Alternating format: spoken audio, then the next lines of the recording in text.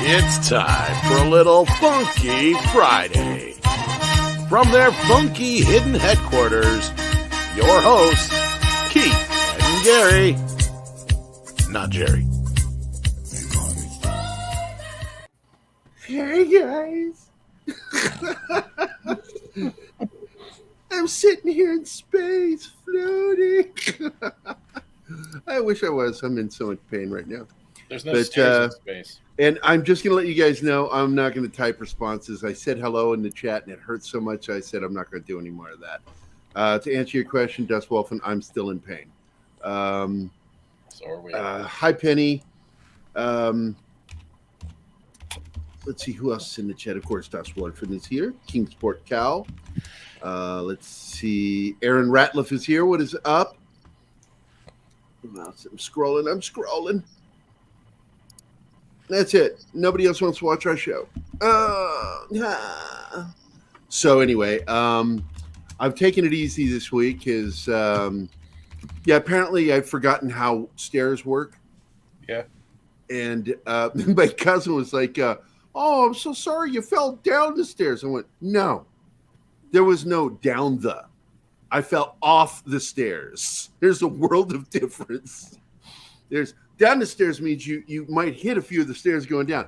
I went off the stairs where there's no rail and thought I broke my ribs, but I bruised them pretty badly. See, the difference is of stairs and falling downstairs is, oh, fuck, that hurt. And then the other one's, shit. Yeah. And I was like, I told the doctor, I said, I've been learning how to fall, not just from the military, but from martial arts for years. Tuck and roll. Make sure to slap your hand to stop you from doing things. Problem is, I'm in my 50s now, late 50s, and I just tucked. There was no roll. I hit like a brick, and I was like, the wind knocked out of me, and I rolled over on my back, and I sat there for a few seconds looking up at the ceiling going, okay, I'm not dead. Those were my literal words that came out of my mouth. I went, I'm not dead. Oh, Gary, did you were the words exactly like he came in like a wrecking ball?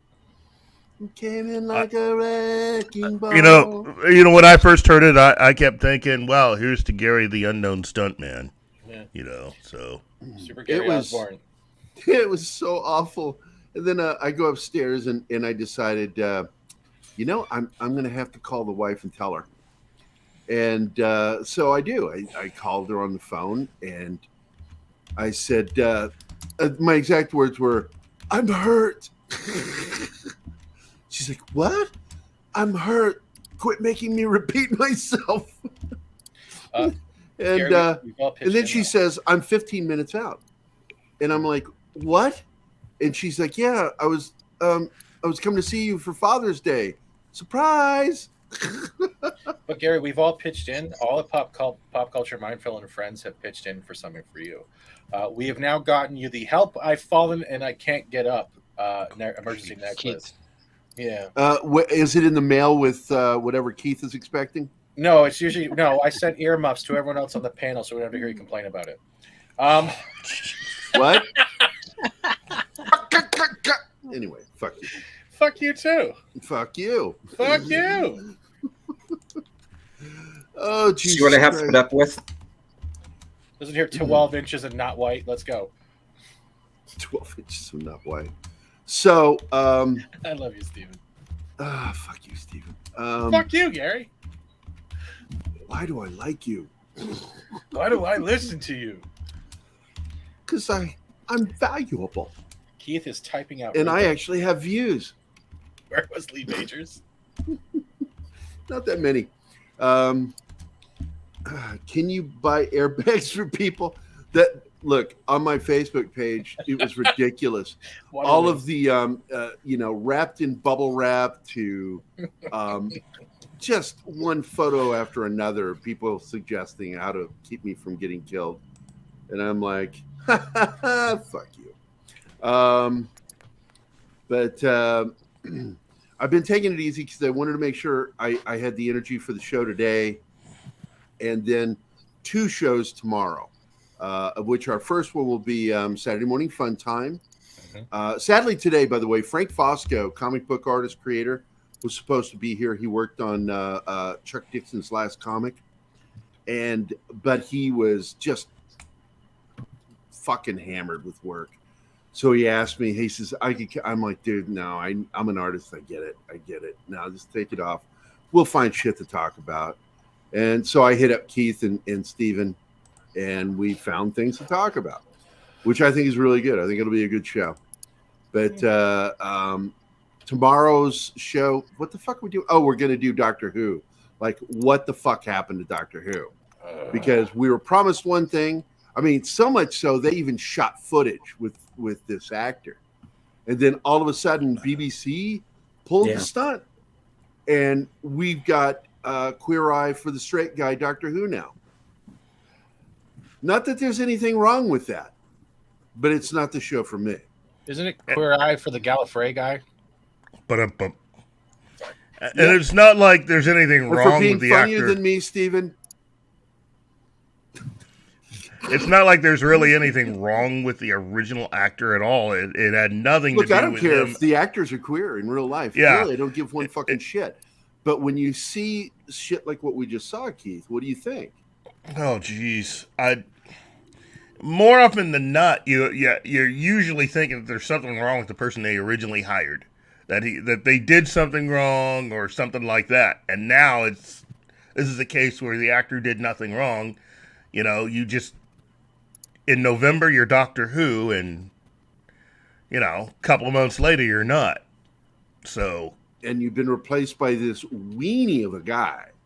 Yeah, that's the other thing. They're going to have to really do a job reshooting. Not masculine. Because they filmed the scene with her. She's already filmed her not being Doctor Who anymore. Oh, all they got to do is CG it. That's all they're going to do. Yeah. But, you know, it's so cheap. But anyway, I saw something I need to go back to. I saw something about somebody being homeless. Where was that? Aaron, I'll likely be single and homeless by Monday morning. First of all, congratulations. But I'm going to have a blast this weekend, no matter if my family likes it or not. Yeah, have a good time. But I hope you figure something out before Monday. I've been homeless, so I know what it's like, man. I've lived out of my car. I've slept on way too many fucking sofas in my life. So I get that, man. I get it. And once again, for your singlehood, congratulations, brother. Good. I don't hate women. I love women. I just don't want to have relationships with most of them. I find them too difficult. But I'm in one now, you know, sort of, you know. When we're together, she lives in Ava and I'm up here in Neosho, Missouri. This is so fucking weird. I would really go for some fucking pain pills right now. Sadly, my doctors, the clinic I go to here in Joplin, they don't prescribe actual pain pills. So I'm living on 800 milligrams of ibuprofen. Tubby Seafoods is great in black sails. I'll take your word for it, Kyle. I don't watch gay pirate movies. I'm saying Kyle is a gay pirate. No. The show looked really good. I don't know why I haven't watched it, to be honest with you. Not enough gay really pirates. Cool. Maybe that's it. Maybe we need more Pirates of Penzance. I think it's more Michael Bay. It was a Michael Bay series. Is that what it is? Because just everything always looks so fucking over the top, every scene. And I just was like, look, man, if I want to watch a historical drama, I'd like to feel like a historical drama. You know, so... But Tubby Stevens is great in Lost in Space as John Robinson. Yeah. Even though, you know, I made the comment to, was it Kyle? Somebody, No. It was Brandon. Brandon said, you know, that he was good as much as he could. I said, yeah, but the problem with the Lost in Space show, as much as I enjoyed it, I recognize that they never reached their full potential. They couldn't get over themselves. In the fact that their anti-gun sentiment, you're going into a hostile wilderness and you're saying guns aren't necessary, and To a they soldier. constantly get attacked. Yeah. And they're telling this to a soldier, so they're completely making him moot as a character. So John Robinson never got to be John Robinson, and not having guns got people hurt and killed. That's how smart they were in that show. So they couldn't get over their fucking problems with guns in order to tell a properly good story. But I still enjoyed the show. Don't get me wrong. Will Robinson fucking nailed it. That kid, I don't know his fucking name. Him and the kid from the 97 movie nailed their versions of Will Robinson perfectly. I agree. Toby wasn't- was also. Oh, I was also going to say Toby also made a very good Bond villain. Not the Oh best. my God, but nobody sneers like him. He's got a Billy Idol kind of sneer, and he's an actor. That. Yeah, Second generation. that's right. Tell everybody who his mother is. She's the actress that plays Professor McGonagall in the Harry Potter films. You know, You got Google. But If you forget her name, you got Google. Speaking of those sci-fi, while Keith Googles that up, I just went through all 2 seasons and the episodes caught up of For All Mankind, and I have never had more fun than watching that. Oh, I've got to tell you, this new season is really fucking good. Man, It's like Space Odyssey 2001. I got feels of that in there, but they modernized it in a way. They got rid of like the slow motion, like from Kubrick, but put the music in the space station and everything. And they made Elon Musk black in this one. That's funny. wow. No, they did, because they have a rich entrepreneur who has their own space program that's also doing the same thing. well, I think Razor Fist said, black Elon Musk. Okay. Yeah. Like, okay. But from All Mankind, it was great. Like you, I'm honestly, enjoying the show. I like his character. characters. All the characters are great. Like I haven't had a complaint. Well, this is the thing. This is the acting. How good the acting is. I fucking hate Kinnaman's ex-wife. Tracy, I hate her character so fucking much. is it the blonde? That's because she's doing so good. She's the one who gets him hired there at Helio. That's his ex-wife. She cheated on him with that kid who he hired. Oh I'm my telling god! Oh this my is God. sci-fi soap opera done right. I'm Yeah. telling you, if you're not watching fucking For All Mankind, it's an alternate universe where Russia beat us to the moon, and then everything. He follows the Jacob's ladder of everything that changed. Well, we got that. Sorry. But so much stays the same. I mean, like Black Hole Sun, still a hit in The 90s. Nirvana scene. Oh, dude, the Nirvana scene, dude. Oh, I loved it. That's how you do Nirvana right. It was better there than the Batman stuff. But that one episode before we actually hear about the There you sleeping go, part. Keith. That There you sleeping go, part. Okay. No, Count me convinced. Yeah. Maggie Smith. And actor Chris Larkin, who Nobody knows him. There is okay. sorry. I'm just, There is an actor in there. I shouldn't who- laugh. It hurts. But there is an actor in there that in I think it's season 2 who delivers like not only like being trapped up on the Jameson space station for so long where it Oh, causes that guy. insanity. Yeah. Dude, he literally almost tried the whole battle where he almost tries to rip his suit off while outside on the moon and all that shit. And the way they did her bone breaking with the battery chain. Oh my god. Like Oh yeah, and first of all, the science behind what happened to the other character who went blind because she exposed herself to radiation out of her loyalty to that dude that was stuck. And she, in the end, how she didn't die amazes me, but she absolutely went blind. And she's such a crass, fucking tough around the edges character. And when Kinnaman's character tells NASA to go fuck itself after they tell him that he's going to be the new first astronaut to Mars, and then undoes it when the boss shows up and says, "Oh no, you did that without my approval.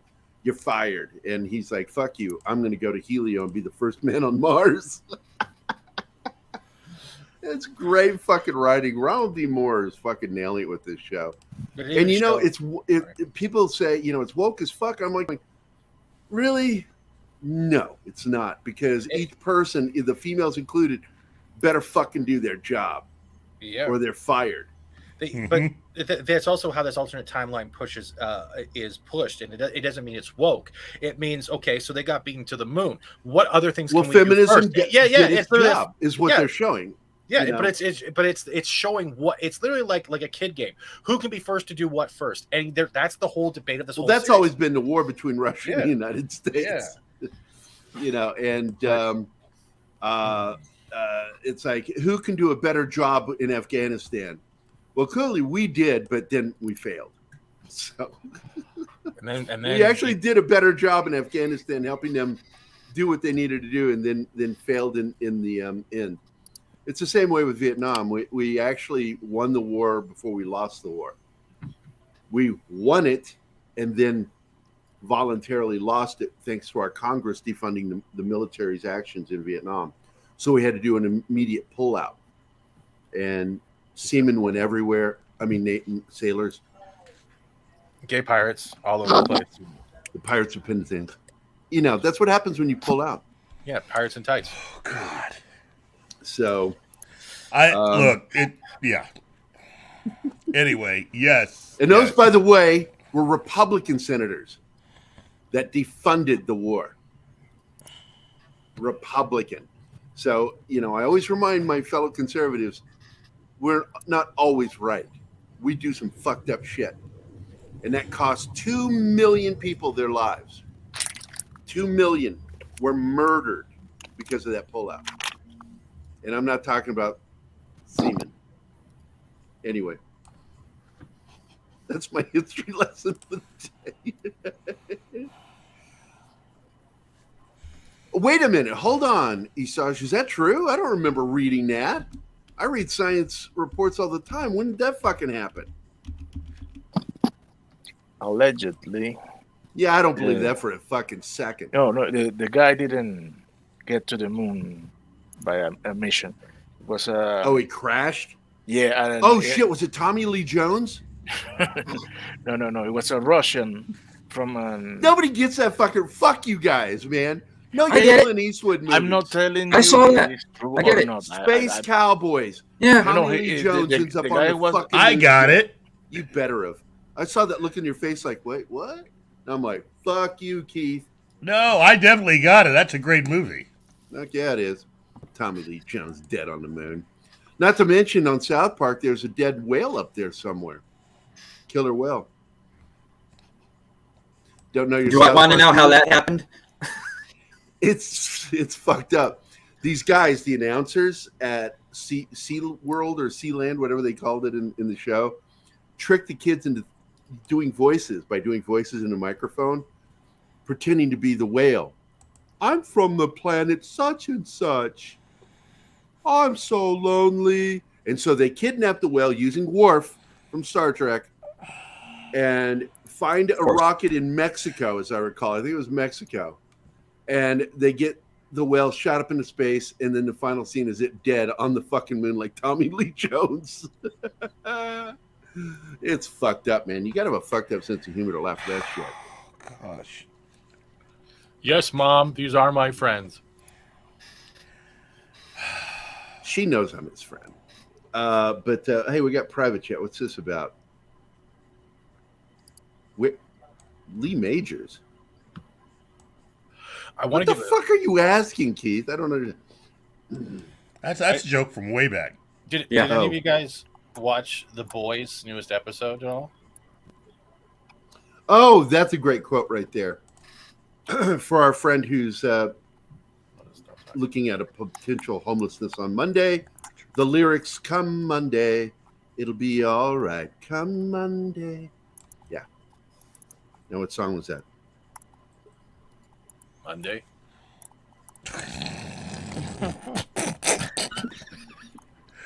I can see we don't have a lot of parrot heads here. So. Monday, nah, I like parrots. How about the song "I Hate Mondays"? I hate Gary Monday. Does anybody remember that? The Boomtown Rats. Boomtown Rats. Yeah. Bob Geldof would go off to do Live Aid, and he wrote the song I Hate Mondays based off of that teacher who I think she brought a gun to school, shot at like some kids because Wow. she was sick as shit. And supposedly a reporter asked her on the way out, it's actually, you can look it up. She turned and was like, why did you do it? And she said, I hate Mondays. And that's the Boomtown Rat song is I Hate Mondays. Did you guys catch the opening though? The latest episode of The Boys though? They parodied the remember when the celebrities did that black and white singing that song? Mhm. Yeah, I've not gotten there yet. It's the opening. They parodied it. They did a parody of it. It was great. Yeah, I think I'm 3/4 of the way through episode 2 right now. And but I got caught up on everything else this week. For All Mankind, Star Trek, and I'm going to tell you something. Let's get into Star Trek, this new episode. Okay, sorry. I don't give a shit. I don't give a shit. No, I know a good story when I see it, and I fucking loved that episode. I fucking loved that episode. I didn't like the fact that they completely emasculated Pike again, but making him like a poof of a knight. He's terrified of everything. I'll bow down to no. But he was funny. Yeah, He was funny. was. But Kirk wouldn't have done that. See, what bothered there wasn't that one thing that bothered me is the Picard blind, wouldn't have done that. the blind engineer. I keep forgetting his name. Right? How was Geordi. Yeah, I hated. Wow. How did he lose his memory if he had his memory throughout the whole thing? No. This is the thing with that character. First of all, that is like a Q level creature that they discovered. So they just he can wipe memory, or she identifies as a female little girl. But then how would he unaffected when the actual hallucination thing was going on? Oh, because he was prepared for it. He said when he felt it happening. Yeah, but something else happened near the end of the episode, and when he let her in his head. But why would she wipe the memory then? She didn't. It's just the action traumatized his brain, bruised it a little. Because he woke up and said, like, he woke up and couldn't remember a damn thing. Yeah. Why am I in your apartment?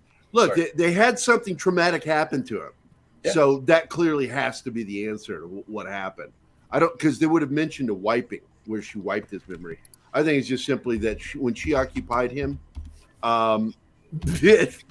it was like just fucking awful because he said it was painful and very uncomfortable. But I do agree that episode was great, especially he was at the end.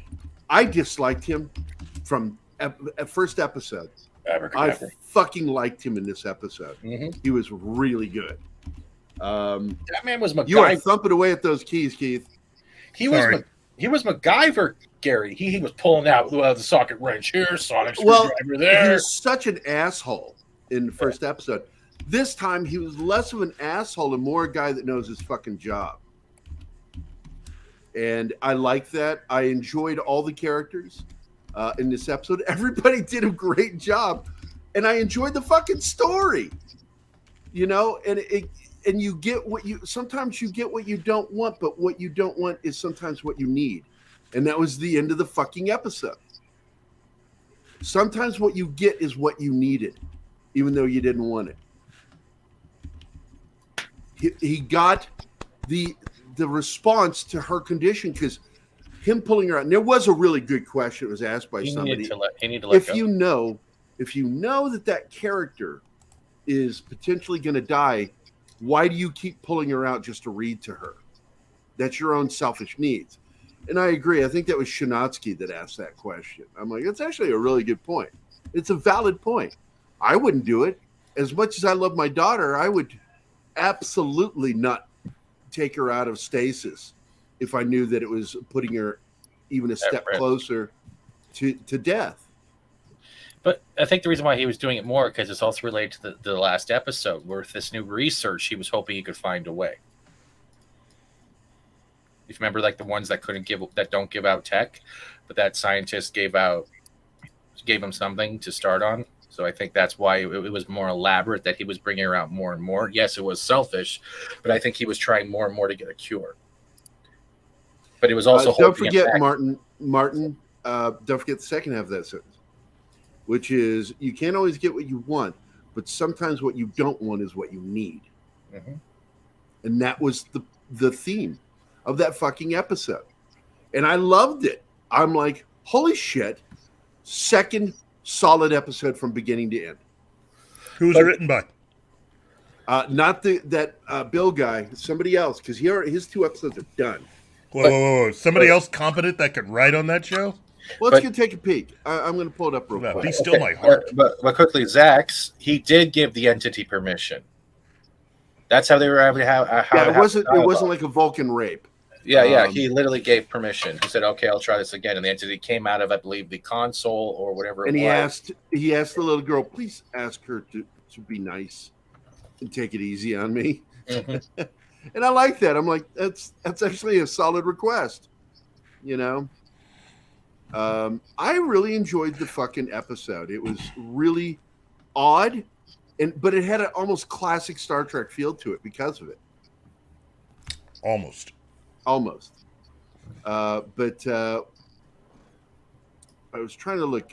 Bruce Horak is the guy that plays Himmer, and he's got a fucked up eye, and I'm not sure if he's blind in real life. But it wouldn't surprise me because he's also in another blind series, Into the Darkness. He's in that show too, which is about blindness. But I do have to tell you, it's like, are they in it because they're blind or for something else? Because I do, because just because someone's blind doesn't mean they should get the role. You want the best actor in the part. But I like this guy. Didn't like him at first. Now I do. Good actor. Okay, fuck off. I didn't get to finish reading that.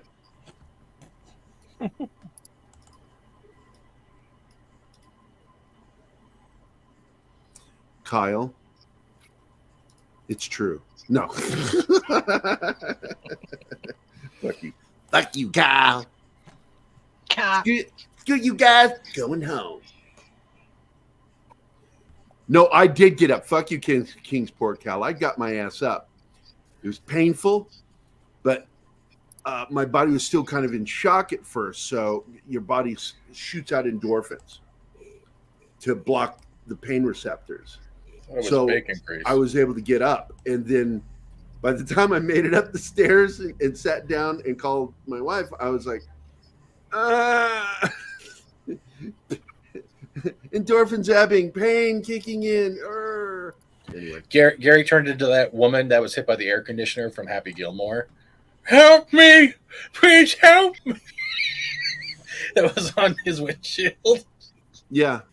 Now, I get it. He's going to be stuck. This is the thing. It's a double-edged sword. Okay? This actor that plays Himmer, he's going to be stuck playing characters with that kind of disability because he has that disability. But does that mean that I agree with the idea that only people with that disability can play other? I don't believe I think gay actors should be playing straight characters as much as possible. I mean, we had one of the biggest womanizers on television was played by a gay actor. Bill Cosby? No. That joke doesn't even work. Fuck you. They left. I'm not giving you that one. It is. I'm not going to. It is with a heavy heart that I must unsubscribe from your channel at this time, Yes. Steve. Oh, Yes, that's fine, Steve. so That's fine. you're in trouble, Sorry. Steve. If you don't do it, YouTube You will do are it eventually. driving people away from your. Look, Gary, put on your padding and go to bed. All right. No, but on a serious note, Kingsport Cal, there was nobody else there. When I hit the ground, I'm like, wow, if I die here, this is going to be funny, them trying to figure out what the fuck happened. Why is there 2 ass cheeks imprinted in the ground? What is this shit? So, no, I hurt my ribs. Where do you think I landed? You didn't fall on your ass? Do the math. What? Sorry, you're Canadian. Yeah, sorry. Canada censorship abides me to No, not Canadians don't know how to do math. Socialists. According to my calculations, According to my calculations, Unsubbing Canada from should be Steve. in the southern hemisphere. Yeah. We're like that loft, a part of Great Party. But no, I got to say, I don't want to talk anymore about the falling down. But I told the guys before we started the show, I said, I'm going to try to be in good spirits, but the fact is I'm in constant stabbing pain, taking your breath away kind of pain. That makes me want to throttle a baby. And I love babies. Take my breath away. Oh, shit. It hurts. Oh, shit. Take my breath away. Quick, no, seriously, Keith has heard me because I will do something. I'm not doing it right now. But I will physically do something, and I'll be talking, and it'll go from well, so you can call you the white wheezy. The ribs, they took the x-ray, and it took the radiologist 24 hours to get back to me. Mm-hmm. But I was feeling better already emotionally because the doctor said, I can't see a fracture, but I'm looking at a very small image. The radiologist is going to be looking at a giant version of your ribs. And he calls me, and he says, hello, who's doing that? Who is stirring something? Oh, wait, I got to look this way. Better fucking stop it. I don't want to hear you stirring your fucking pee jar. Sip at it, you sicko. Man, I don't want to get up. I want to stay here. So I'm just going to pee in this cup. Anyway. That was one. So, fuck you. I lost my train of thought now. That's why radiologist, my ribs. Yeah, radiologist calls and begins telling me the good news. The good news is there's no fracture. I'm like, good? He says, the bad news is there's a lot of swelling on your ribs where you made impact. I can see right where you hit. And because I landed just on this side of my shoulder on my ribs. Mm-hmm. He says, you've got a lot of swelling there. It's going to be painful.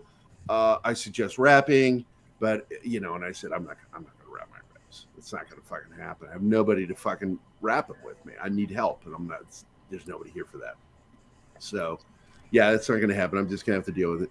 And then he said something about pain, and of course, St. John's Mercy could prescribe me medication, but he couldn't do that because my primary is at the other clinic, and they will not prescribe pain medication. So I'm like, all right, I'll just deal with it. I've been shot, I've been stabbed. I think I can handle this. And but then he pipes up and he goes, hey, also while looking at your x-rays, I noticed that your heart is in great condition. There's no fluid buildup. Everything looks healthy. And I'm like, I don't know why that bugs me that you looked at something that you weren't supposed to, but thanks. It's like, okay, I don't know. I'm always weird about shit like that, getting more information than what I asked for. Only news leave a search history. My browser deletes my history and cookies in searches every time I close it. It also depends on what you're using, because information isn't always stored on your end. It's stored on the other end too, and they can access that. It depends on who you use to do your searches with. I learned that shit working with the IT pros. And now, just to tell you what that led to, it led to one of the best pranks I ever pulled off. I worked for iFleet, and this is down in Roswell, right outside Atlanta, Georgia. And it was a huge company, 2,000 employees. I was in the fleet division that dealt specifically with trucking industry, and we had a call center, and it was right across from my office. And because I'm in the IT department, I have access to everybody's hard drives through the network. So I went into the guy's hard drive and I put a notepad, a text document, basic text, as his computer's cache. And in it, I put the filthiest, fakest fucking gay website addresses for stuff that he's gone to during a work day, with time codes. And I put this into his computer, and I won't tell you yet. So I'm sitting in my office with the entire fucking IT department in my office. They're all crowded around my desk, and I put them on speakerphone. And I'm going to use the word name Andy because, I don't know how he feels about what we did to him to this day. I'm still not totally sure if he forgave me. So I'm going to call this guy Andy. And Andy works in the call center. And I said, hey, Andy, this is Gary over in the IT department. So, yeah? I said, hey, man, they're getting ready to do a massive company-wide search on everybody's hard drives to make sure that they're not going on the internet and doing things they're not supposed to during the work day. What you do in off hours, that's your business, but you shouldn't be doing it on the computer either at work. Do it on your personal. And I was with them, and we're sitting here, and we're looking, and we looked in your computer, and there are some irregularities, and we thought we would help you deal with this before they do the company-wide, because once they start that, we can't help you. He said, well, what's going on? I said, well, when we opened up your search cache, and for your URL cache, it shows every place that you've gone, and it timestamps it. And I said, and we've got some really odd websites that you might want to remove while we have you on the phone before they do the company-wide search. He's like, okay. So we walked him through how to get to that document. Okay, right-click on it, open it as a text document, because that's really all it is. He's like, okay. So he opens it, and right off the top, he sees, I like younggayboys.com. BigSloppyCock.com. Just, we made up every fucked up URL we could and just made an entire fucking page of nothing but fucked up porn site things and immediately his response is, I didn't do this. I didn't do this. I'm not gay. And I said, look, we're not here to judge you, man. We're just here to help you. So What fucking channel am I on? Yeah. So he's like getting really freaked out by this. He says, I didn't do this. I said, look at Andy, I got to tell you, man, look at the timestamps. They're all during the work hours, Monday through Friday. Every single one of them. And it says you're spending an inordinately large amount of time on these websites when you're supposed to be taking calls. Or are you doing this while you're taking calls? I didn't go there. I'm not gay. I'm not gay. And again, I reiterate, look, man, I'm serious. We need to get these off of here. We need to work quickly. I don't care about your lifestyle, your choices. It's none of my business. I want to just help you. So please help me help you. And we need to start deleting. No, I didn't do it. I didn't do this. And he is getting so upset. I'm serious. He was raging. And everybody on my end that's listening is like this. Trying to cover from laughing. And I'm playing my part the way I'm supposed to. I'm being helpful. And I said, look, man, what I need you to do is do a select with your right button or left button, and drag all the way down until the end of all these websites. He goes, why do I have to do? Are you sure this is mine? And I'm like, dude, you really need to stop questioning us because we need to handle this and get it dealt with. And he says, well, all right. And right when he finally acquiesces and says, all right, I go, wait, what? Uh-huh. Sorry, buddy. They've already started it. Good luck. And I hung up on him.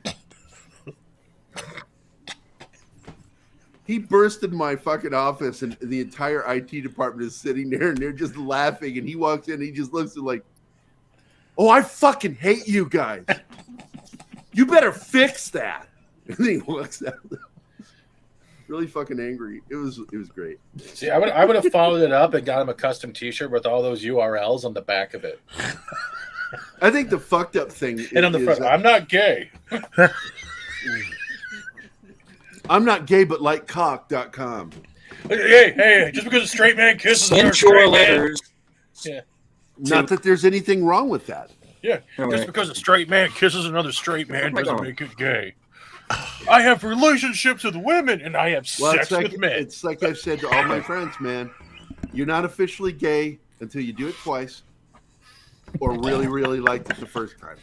You should have. I would have filled his desk drawer full of like what is it, like Lady Gaga albums. Hey, Alejandro, I just wanna how's say- it going? I just want to say that my channel only has 72 subs. I would like more at some point. Can we stop now? Just start Not dedicating. cheap, not Hey, sale. everybody go to Deleted Scenes page, sub, and if need be, take those subs from Fat Steven's channel and move them over. Wow. Really?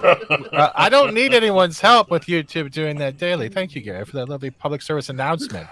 By the way, I do want to say Yeah. that there's something hinky going on with your channel, yeah, there is. and it is definitely not normal It's for not. you No, it's not. to put a stream out and then get no views after the end of the stream.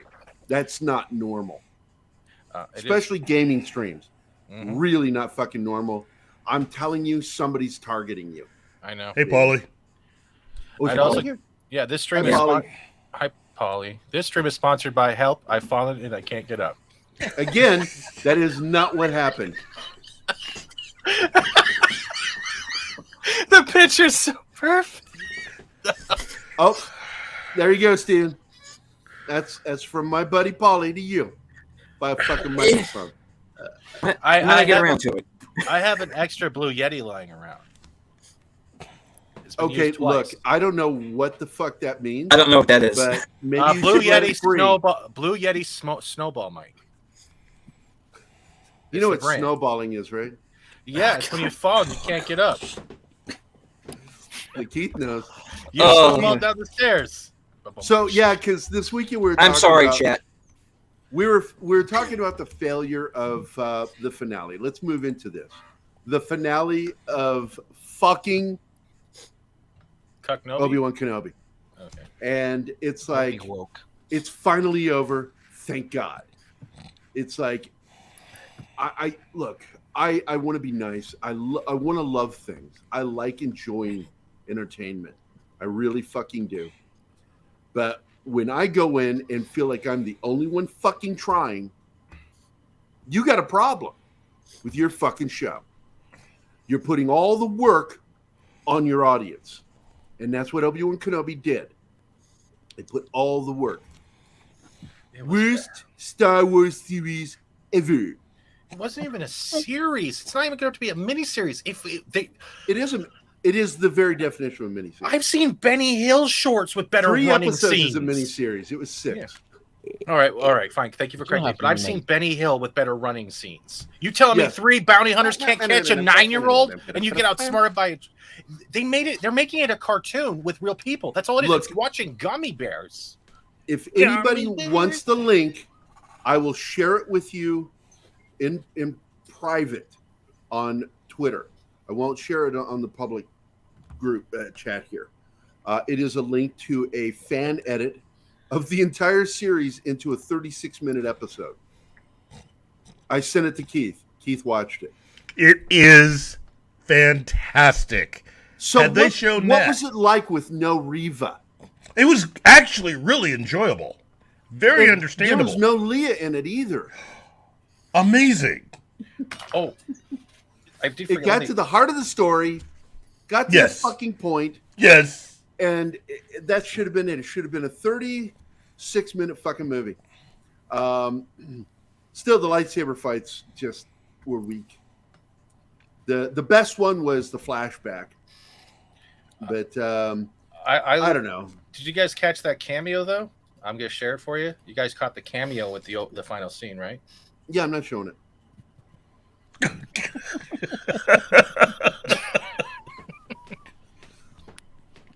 It's true though. Steven's right. You know, it's Geo. Star Wars Geo made multiple appearances, and Obi-Wan killed him He got pounded by by Geo. breaking him into pieces and smashing him into Darth Vader.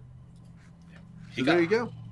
Who went out like a bee in that final fight, you know? Look, I got to tell you, they were trying to explain everything away. Why was he referred to as a learner? He's a learner because while he still is under the Emperor, he is the equivalent of a Padawan with the Sith. Because they only have one, whatever they call them. The rule of two. One apprentice. Yeah, The one rule of apprentice. It's called the And rule what of is an apprentice? Is a student. But So.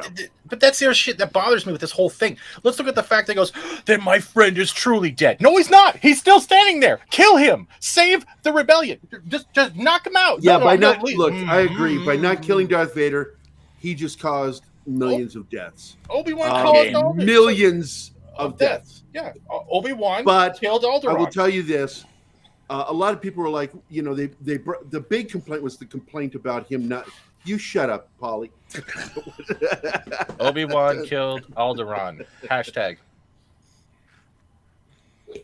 I think that the problem with this last episode of Obi-Wan is that it makes the whole thing pointless and useless because everything could have been sorted out with just Reva there because Reva is the one that No, that's you tomorrow. know, saves Pat. the day at the end, you know, and Obi-Wan really does nothing. It really does nothing. And whenever Well- he was there, it was just like sort of fan service, you know, like when he was fighting with Vader and all that. So it's just pointless. It makes the whole series pointless. And if you pay attention to it, if you notice it, It is yeah, it pointless. makes There's canon. no point to the entire show. yeah, there's no point. Why was it there? And my favorite moment was in the end, Obi-Wan has to say something to give relevance to Reva's existence. And it's just like, and I'm listening to this going, that really doesn't work at all. She's a No. terrible person and should have died. She's Her her She's a lines. terrible person. Her character is a terrible person. Tala was a terrible person. She left an unattended 10-year-old to fend for herself, to go help a man who was willing to die, you know, to protect them. I was just like, this kind of writing makes no fucking sense. Can we also bring up the fact that they put a 10-year-old into an electrical area that has no training as an engineer? Look, man, And there's droids the walking best around. part of those 2 episodes was Ice Cube Jr. Oh my god! Oh my god, the guy delivered when he fucking Keith was the first person who heard me say this. I'm like, when Obi-Wan talks about the war and all that stuff, he turns and he goes, I had a wife and a family. And I'm like, oh Jesus, it's the Gremlins fucking chimney scene with Santa. All over again. These fucking bad writing of they're trying to tell you to feel something with immediate dialogue rather than allowing emotions to build. They're giving you a character you're suddenly supposed to feel for and you don't, because that's not how humans work. But you know what, mate? It's comparable to the Gremlins in right, but they take it seriously. I mean, even Gremlins made fun of that. You know, remember Gremlins? Well, in 2, the second when film, she not in starts, the first yeah, one. In the second film, you know, she starts to do it again and he goes, really, we don't have time for this. yeah. So, these characters, side characters, were taking up too much time. Guy gets killed in a snowspeeder, and all of a sudden this is important to us. Why? Who the fuck was this guy? We met him in one scene. So, you don't build, they don't build the character, the importance of the character. They did the same thing in Discovery with that cyborg character. They ignore her, and then all of a sudden in one episode, all these memories of her, and then something happens to her, and nobody cared. Nobody cared. Brett Cohen, g'day, mate. Gary knows what terrible people are like. As the saying goes, takes one to know it. I am a horrible fucking human being. He is. It's true. But anyway, Obi-Wan had so many logic problems from episode 1 all the way through. And it picked and chose its use of canon when all they had to do really was, look, we know that Obi-Wan saw the hologram or was there when the hologram was played, showing Rise, Lord Vader. what we need to do is show a means of him believing that he killed Anakin and doesn't associate the name Vader with the current Vader because he knows Anakin's dead. He killed him. He left him on Mustafar with no arms and legs, burned over 90% of what was left.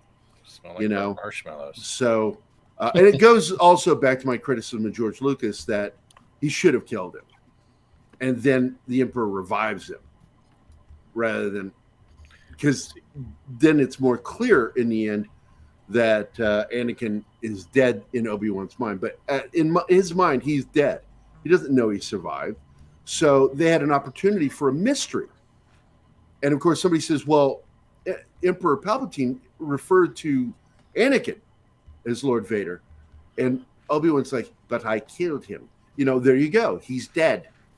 And so a mystery is there for him to find out who this Vader is, why he's hunting the Jedi. So, but instead they went the direction they went, and it's like, just there's no emotional attachment in this show. There is destruction of legacy. There's not even continuity within the lore, the legacy, and the previous stories. Literally, there is nothing in this that validates the series being made other than making Obi-Wan look bad, making Leia the bestest ever. You have a fake Jedi who's literally just using magnets. You have a guy, Reva, who refuses to wear a helmet like the Mandalorian while doing parkour like Assassin's Creed. Literally, you say my friend is dead, and you refuse to kill a Sith, which the Jedi was mostly trying to defend the whole Republic against. You're saying you're being hunted? Kill one of the hunters. No, let's let it stay. Meanwhile, Reva somehow picks up with a hole in her chest, walks down to the nearest shuttle, goes to Tatooine, and chases Luke around while holding a hole in her stomach. What the is this shit? Well, about time for me to be hitting the old dusty trail. Sorry, I'm sorry. Come on!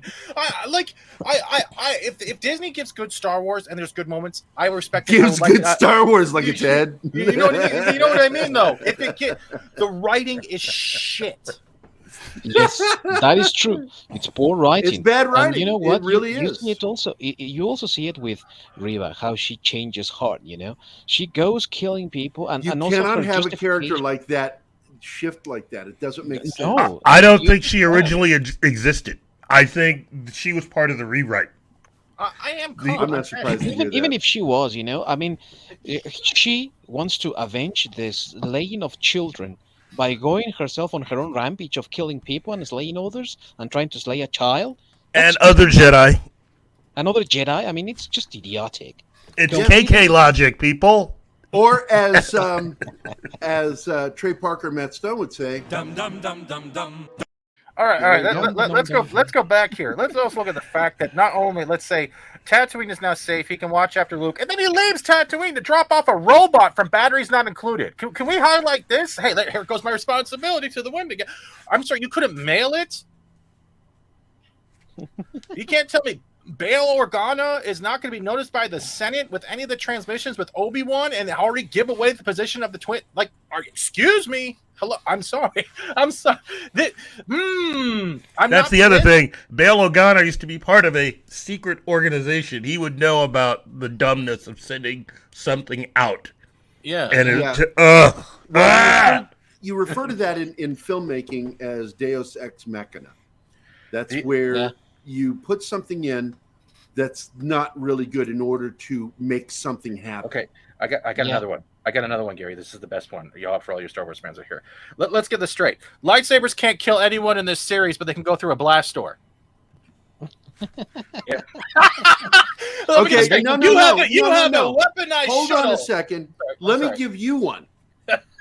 Obi-Wan Kenobi can kill a probe droid and 6 fucking stormtroopers. well, And by the way, one of them wall. badly hidden behind a child. I mean, left the head and shoulder completely exposed, and he has to act like he's going to he should have just shot him. The guy, stormtrooper. or he should have used a rock. You know, I Geodes gotta tell everywhere. you, man, pick the child up and put him in front of your torso and head. Don't hold them on the ground where this is still exposed. But he's got to pretend to put the gun down to be able to shoot this guy. That was dumb writing. But Gary, I agree. Hold Obi-Wan. on. No, Sorry. no, Sorry. I'm not done yet.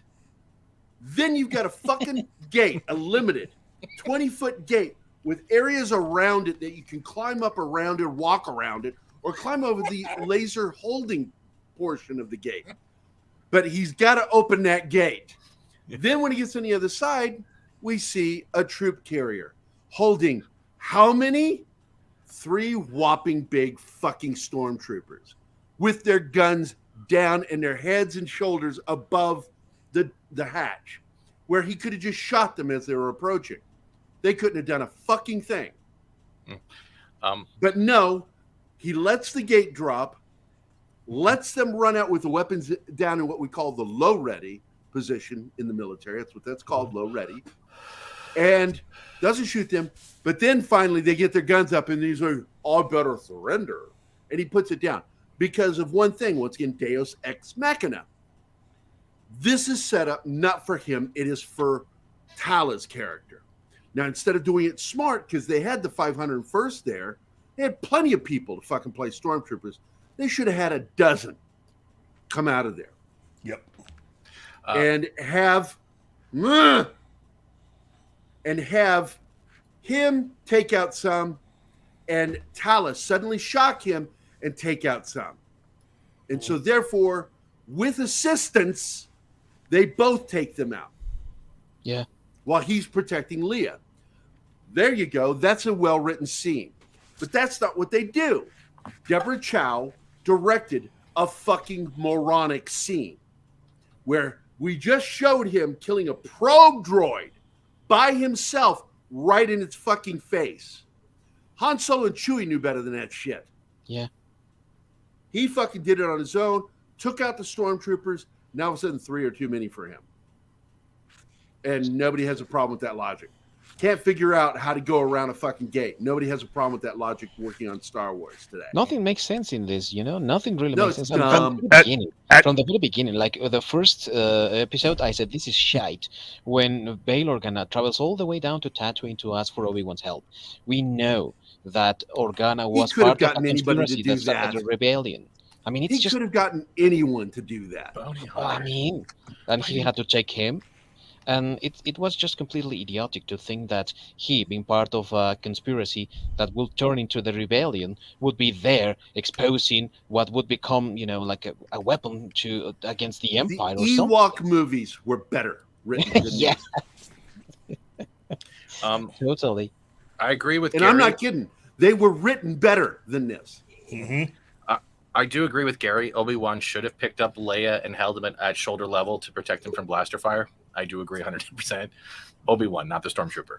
Obi-Wan should have held Leia up in the air. Used her as Force. a shield. Yeah, used her as a shield, and everything would have been fine. Use the Force, Leia. Use the Force.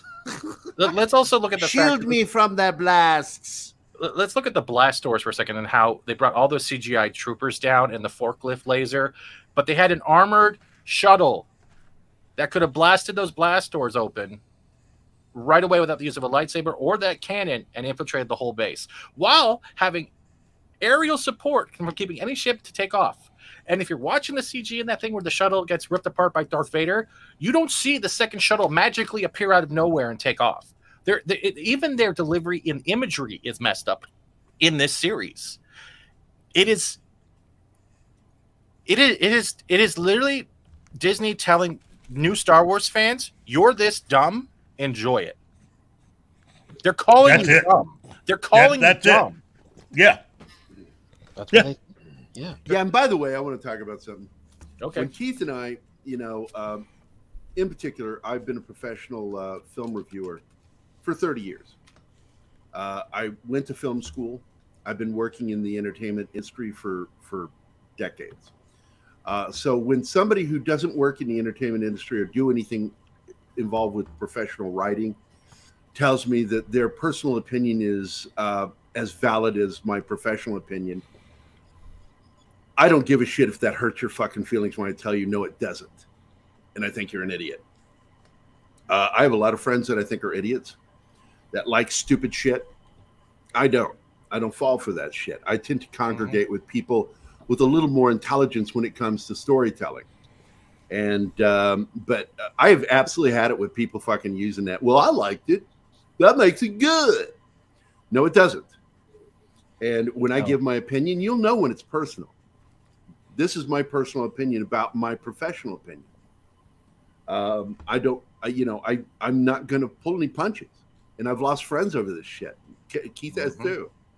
We actually lost one mutual friend over my brutal criticism of the show and Keith agreeing with me. It was Star Wars The Last Jedi.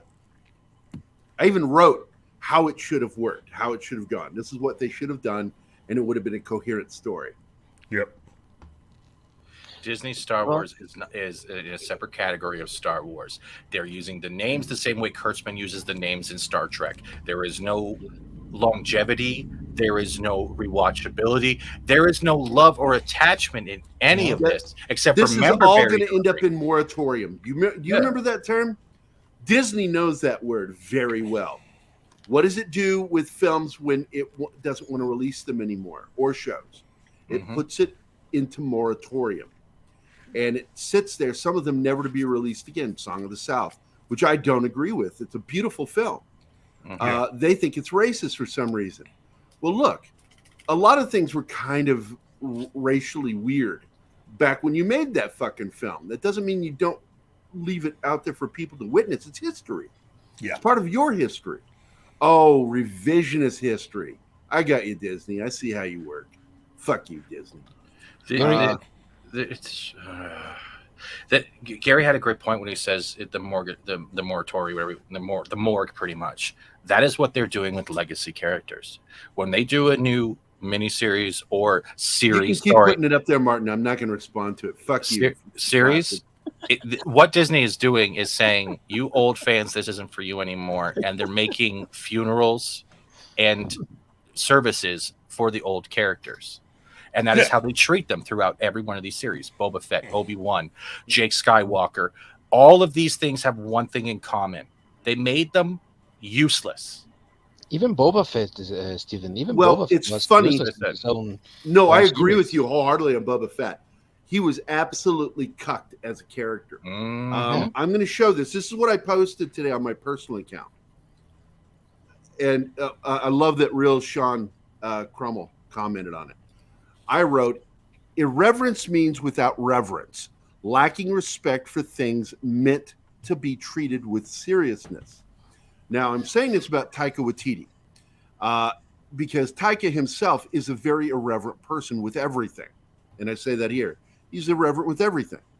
So I can take that in small doses, and most people can, and it can work.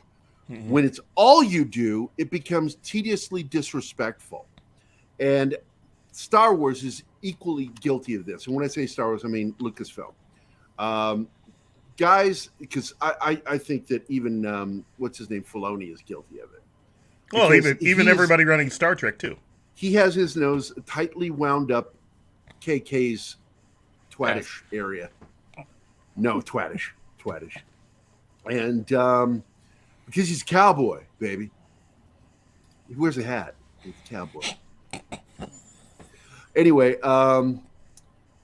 if the problem with Filoni, Favreau, I mean, is that I think he has the best of intentions, but he's being managed by somebody else.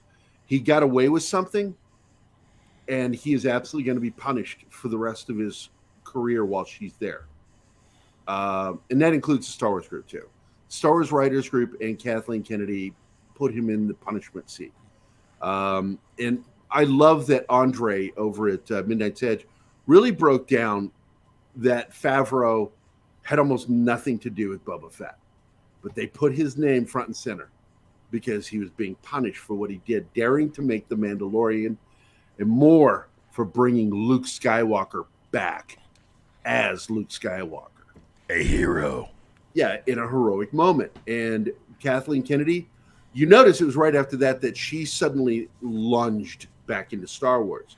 She had accepted Chapek's move of her being kind of back, and Disney approves everything. And then all of a sudden she's like, no, that's not what my contract says. And I'm going to fight. And so she's got a war now, battle. She hates fans. Absolutely does. She's thin-skinned. This is a fact. She hates fans. And I think she secretly hates Favreau for what he did. Otherwise, he wouldn't have been punished the way he was with Boba Fett. Yes, Boba Fett wasn't just a punishment for fans. It was a punishment for fucking Jon Favreau. Well, Gary, I would like to return to what you said about what Disney thinks about the fandom and all that, because I think that is also important. I believe Disney is spineless. Disney said, Chapek said, he personally said that this attacking fans thing is done. It's not happening anymore. But it's happening because I mean he has no leadership also, because you saw what happened with the Florida employees, when DeSantis had all these bill passed on and all that, and he backed down because he also said that there was going to be respect for the fandom and there was going to be neutral politics, like they were not going to lean for any side, and at the end it did not happen. What they did is just backtrack on what they had proposed. And the thing here with Disney and the fans, the relationship that they have and all, I believe that Disney only wants people to consume and forget about it, then get excited for the next thing, which is Andor, I think, or something like that.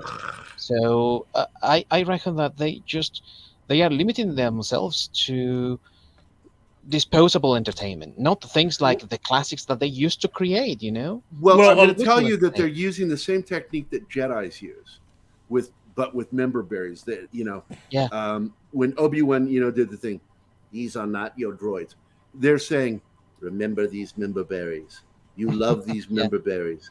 This is not those member berries, but we are showing you member berries to make you love what we're making. You will love this. There you go. It really is about transferring power from one group to another, and also converting it over to characters that are more amenable to the kinds of people that they want watching this entertainment. It also makes it easier for them, which is a smaller number. So they're opting for smaller numbers rather than a large fan base, because I think what you're on something here is they're afraid of the fan base because they want to dictate. They don't want it dictated to them. And that's the same thing with Star Trek. Both of them are using this technique of just basically taking pre-established characters and either directly changing them, rebooting them, or just minimalizing them so they can introduce new characters for which they don't have to worry about sharing any profits or money with, because the previous people that they owe money to are older. Those contracts have been around a long time. You can eventually just not have to pay as much over time. And so now you have all these new characters that are now socially acceptable, and for whom you can actually start making some money off of, if people bothered to buy the merchandising, which for the most part they haven't.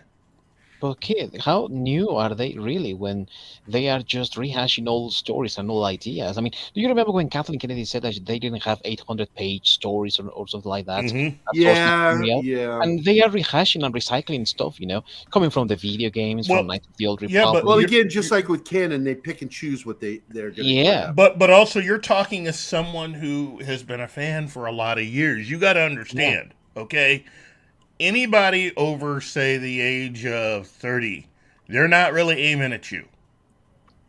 No. They are not thinking about you right now. No. They are aiming at everyone under 30. Yeah. The tablet generation. The ones that have never lifted their faces above a screen for longer than an hour. And it doesn't really get through to many of them that unless it's really pretty much anime related, a lot of people aren't really looking, even though they still expect those of us over 30 to pay for all of the stuff that we've normally bought. That's the reason why you got to be very specific when you buy certain things, whether it be Star Wars related or Star Trek related or anything else. You make sure to either buy secondhand or specifically buy those things directly tied to the things that they do not have complete control over. So if you're going to go out and buy merchandising that's Star Trek related, buy only that stuff related directly to anything that occurred prior to 2005. Yeah. Now I want to go back before we get into Orville, because that'll be the last thing we cover. I want to go into something with Disney, because this is something Keith and I have talked about for years. And that is the demographics that Disney was looking for and why they made two major purchases. Disney had done research, paid to have real research done, that showed that the average viewers left at age 12 that were male. They lost those viewers. Girls, they didn't lose. Girls continued watching Disney into adulthood, because Disney was really, in many ways, something that was very female-centric. Something Female appealing. fantasy, child stuff, because mothers, have kids and they want to do the Disney thing with them. Dads want to go out and show them how to pull an engine apart, put it back together again. So that was their demographic. And so a decision was made by everybody, including Bob Iger, that they wanted to purchase entertainment that would keep the boys' butts in the chairs. And the first purchase was Marvel. Specifically purchased just for keeping the boys' butts in the chair into adulthood. And they did good. They started out right out of the bat. Kevin Feige doing what he did with them, made some good, because he's already started with Iron Man, and once again, Jon Favreau started the MCU. Then they started going forward, and then somebody hired Victoria Alonso and put her in as president of Marvel Entertainment. She is Kevin Feige's boss. And immediately, that is when we started seeing a problem with Marvel. And somehow, some of these great minds at Disney that did the right thing also purchased Star Wars for exactly the same reason. Keep the boys' butts. Yeah, girls love Star Wars too, but it's a larger portion of boys that love Star Wars. So we bought these two massive IPs, these companies, to use their IPs to keep boys' butts in the movie theater chairs going into adulthood. Mm-hmm. And again, they have somebody in charge there that doesn't give a shit about boys' butts in chairs. Although that sounds creepy as fuck when I say it. Go out, get as much stuff as you can. If you really want to give a message out to CBS and Paramount. Another message that gets through to them is when you have a Paramount Plus account and you do not select or watch anything that you don't agree with. I will not watch anything involving even the new Star Trek. I won't watch Strange New Worlds on there. Yep. It's none of their business. I only watch because I have my account, but I don't have any Star Trek added to it that they created. I only have the original Star Trek all the way up through Enterprise. And even though they were part of the problem, Brandon Braga, God, that guy's a cunt. He really is. But he's trying to make up for all of that bad stuff that he did by doing really good work for the Orville. I gotta give him credit. I hope that's why he's doing it. I do know that he reached out and helped somebody and told him, this is your last chance because nobody wants to work with you. And he's somebody I know. And because he's got a drug and alcohol problem. Mm-hmm. And he is involved with the special effects. And he was told, fuck up one time, you're gone. But that was by Brandon Braga because Brandon Braga stole from him. He stole from him and his partner, who happens to be one of my closest friends, who you know. Mm-hmm. Because they wrote the original Star Trek or Star Trek First Contact. Yeah. And it was meant to be a fan film, and they showed it to Brandon Braga. Brandon Braga turned around and stole it and paid them nothing. So one friend, who you and I know, got really screwed, while the other one at least got a job out of it. So Brandon Braga was a real fucking cunt. His fucking over Ronald D. Moore was nothing new.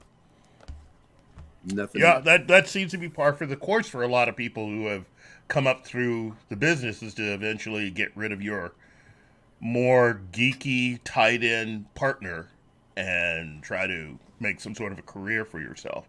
Because Brandon Braga and Kurtzman are pretty much the same person for the most part. In many ways, they really are. Yeah, although they really Brandon are the Braga same is a people. better writer by far. Yes, by far he's a better writer. But both of them have this. It's the same career almost. The only difference is that Braga is at least attempting to atone for his sins and make up for what he did. Yeah, because he fucked Yeah. over some really important people, decent people, and I'm certain the ones we know about are like cockroaches. You only see a few, but you know there are hundreds behind that wall of people he fucked over. So I hope he is, because karma's a motherfucker. But the Orville absolutely is nailing it. I have one fucking beef. Both the captain and first officer on an away mission. What the fuck? No. Because Orville's still following the same fucking rules of how shit works. And you don't send your first officer and your fucking commanding officer on the same away mission. You don't have the president and vice president in the same room as little as possible. But also, that's the same problem I have with this latest episode. My only thing is that they should have had the chief of security there with them if you're going to have the president and other high-ranking dignitaries go someplace. Well, that was a little hokey. I didn't like that part, but I enjoyed the story. Yes, and where they're going with it. But like fucking, you don't have, they pulled the classic Star Trek thing, Next Generation thing about money. That annoyed me. Yeah. It's just, look, man, you can wish in one hand, shit in the other.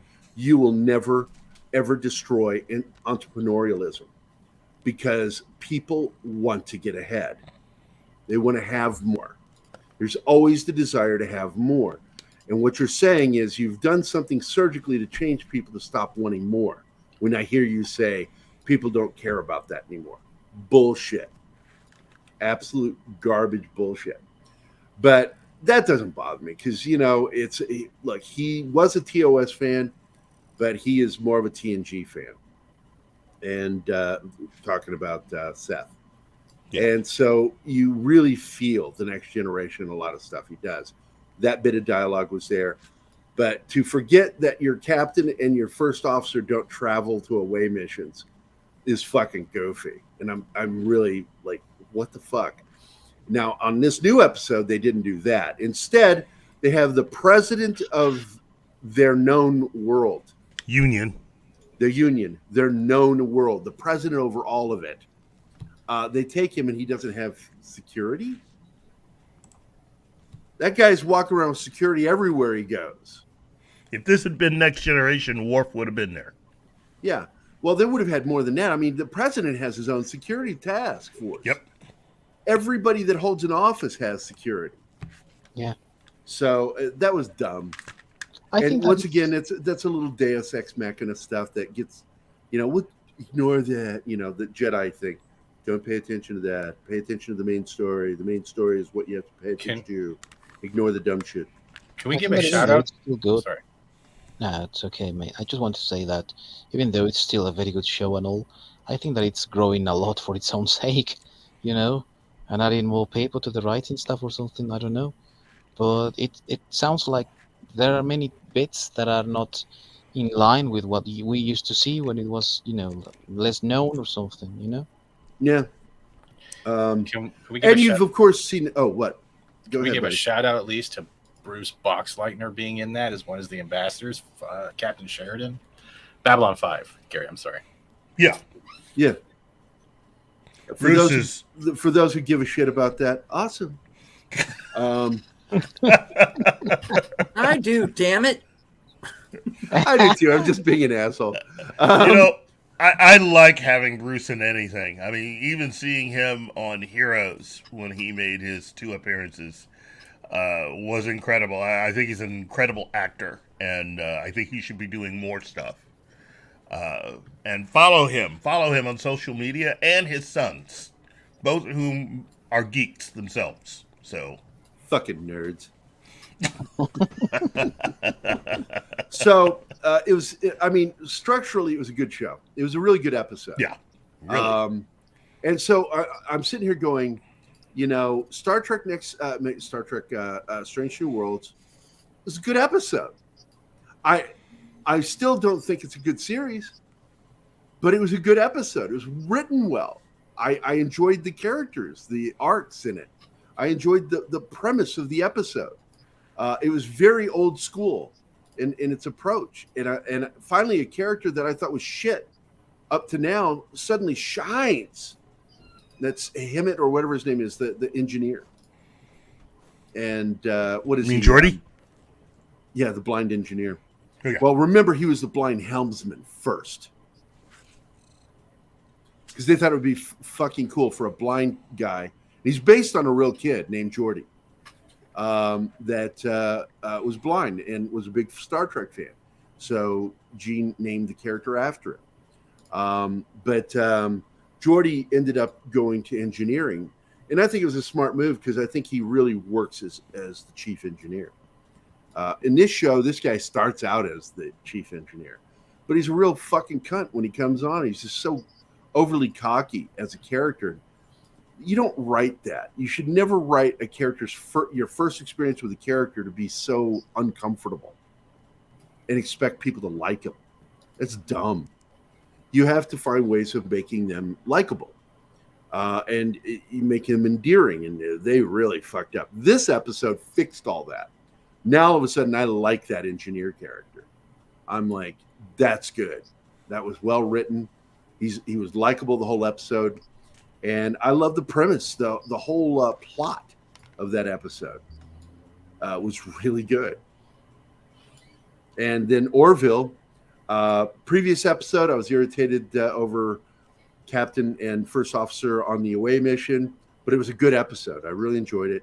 Kind of a weird ending, introducing basically the Q continuum. And saying that they're their own grandpa, that they created the Q continuum through the first officer's bumbling. She created these beings that live outside of our timeline, and they can come in at any point. And I'm like, you created the Q continuum. Clever. I thought that was clever. I'm like, you can do that, but you can't remember to not have your captain and first officer on an away mission. Well done. Then Strange New Worlds, thumbs up for this latest episode. Damn, that's 2 good episodes out of what, 8, I think? Are we at episode 8? I think so, yeah. Yeah. So 6 bad to average to 2 good. That's not a very good ratio. They should be doing better than that. Hire real science fiction writers. That's how you do it. Peter Vinkman is here. Kingsport Cal. Gap Stargate. Pat S, of course, is here. I said hi. War Monkey is here. One of my 2 favorite monkeys. Brightest Day is here. I want to say hi to everybody. Zax.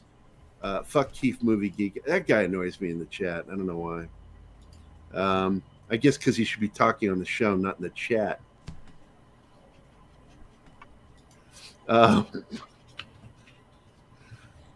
Sorry, man. It's the pain. I'm in a lot of pain. I'm cranky. No. Hey, Pacific 414. Pacific 414 is here. Yes. And 6 is here. And 6 is here. Hello, 6. How are you? Good to see everybody. I'm sorry I was out all week, but some asshole pushed me off the stairs. Oh, it's me. Yeah, like I said earlier, my cousin was like, "Oh, I'm so sorry you fell down the stairs." I said, "I didn't fall down I fell off the."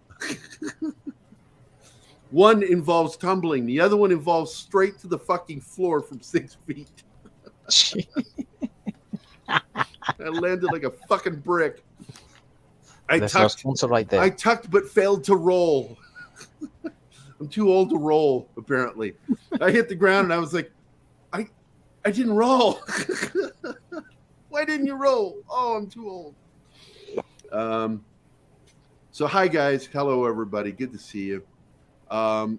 So this latest episode of Orville, I love the effects. I love that chase scene at the end. It was really, really a lot of action this episode.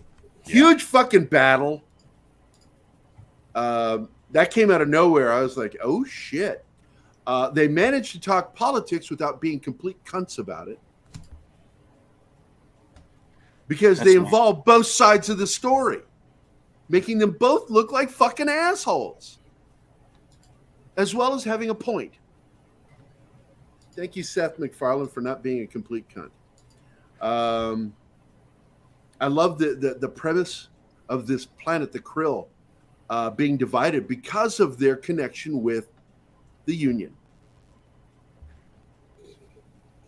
These mostly human-led but alien, beings that have joined together for their federation of planets.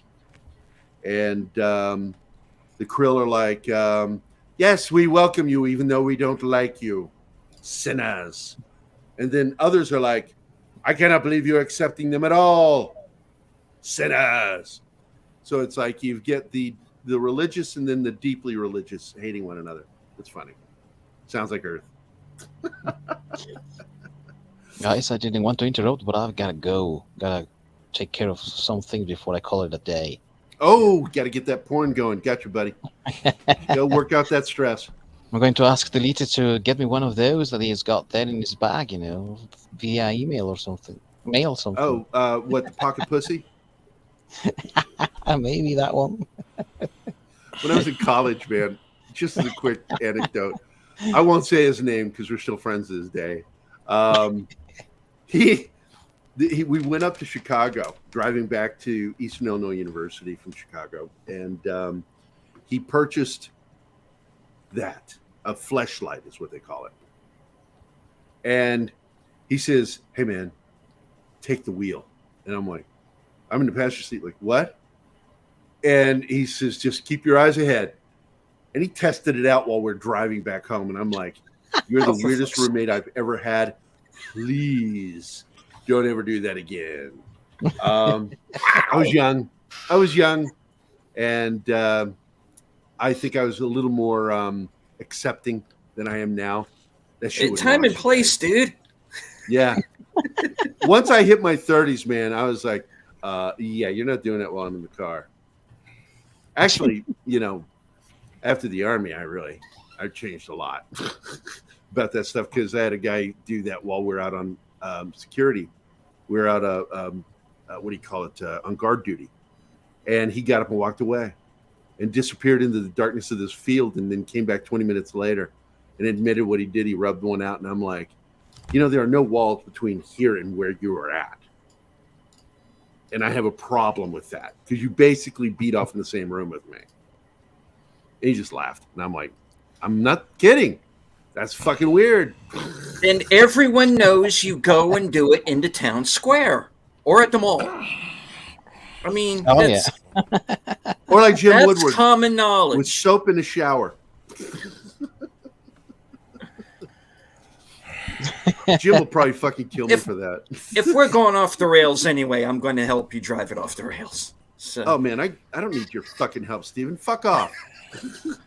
Okay, fine. I've got fat Steven Seagal. Well, gotta go, guys. Cheers.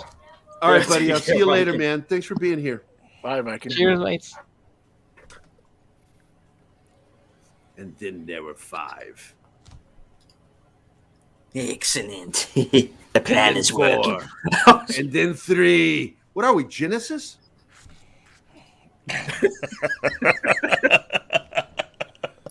Only prog rock fans will get that fucking joke. Okay, but who gets to be Peter Gabriel? 3. Dude, obviously. Seriously? You've heard my fucking music. That was music? Oh, and he's gone. No, I'm I not love you, Gary. And he's gone. Help! I've fallen. I can't get up. To my music. Oh, Well, he's not going to dance. His ribs hurt. Come on, don't take it that way. Come on, Keith. Yeah, I could not play drums right now. I would be fucked. Someone says, "Can you play a drum lick on that?" I'm like, no. Yeah. Ow. Ow. Ow. Ow. Ow. Ow. We're trying to record the drums and we just keep hearing someone saying, "Ow. Ow." Someone give Gary the triangle. It's syncopated, but we don't like it. Why? We said not Marilyn Manson style. Yeah, you know me, Kingsport Cal. I know. I love my fucking Genesis, man. My fucking Peter Gabriel. And I do. Six, I love Phil Collins, too. His first two albums, though, were the only two albums I thought were really great. No Jacket Required had some good stuff on it, but mostly it was pop crap, and I didn't like that. He sold it. That was the year he sold out and or bought in to pop music. He was no longer a prog musician. He wanted to write pop music. And don't get me wrong, some of it works. But I swear to God, if I ever hear One More Night, one more fucking time, I'm going to kill somebody. I'll kill somebody. Not fucking around. I will stab a guy. Fucking One More Night. I hate that fucking song. I'm going to keep repeating the same line over and fucking over. What a dumb, insipid song. Everybody loves pop crap. Shit. You know, half of the music that I was in love with, you know, in the 70s and 80s was played on pop radio. It's still rock, but there you go. I mean, Elvis Costello, I wouldn't have found out about him if not for pop radio. Because he wrote Every Day I Write the Book and Allison. They were hits. Yeah, you can write it all you want to, Das Wolf, and you know you're safe. Play that fucking song for me. In the night. Sorry. You cannot sing, Steven. I know. I'm sorry, buddy. And that's your saving grace. So. I can feel it not giving a fuck tonight. All right. This show's winding down. Anyway, let me at least just say this about the Orville. It was a beautiful looking episode. Well balanced. Did anybody else see the resemblance to the Klingon homeworld? Some of the architecture? Yeah. I didn't even think about that, dude. It was a mixture of Klingon and Cardassian. Stephen doesn't want to be stabbed. Not today. Maybe tomorrow. Maybe tomorrow. It'll be like the, what was it, Sunday morning fun time? I don't even know what the fuck you're talking about, dude. What the fuck? I've listened to Thin Lizzy. Drugs. I don't know what the fuck King Gizzard and Lizard Wizard is. It sounds like a porn. Is it one of those down under porns? Where you fuck a gator? Sorry, croc. G'day, mate. I'm going to stick my thumb right up this here croc. Crikey. He likes it. Just to answer Sixpack, if you've been watching me on any of those karaoke streams, then you know why I'm not singing during this broadcast. I can't sing. Everybody knows that. Yeah, Canadians can't sing. Doesn't stop me from trying.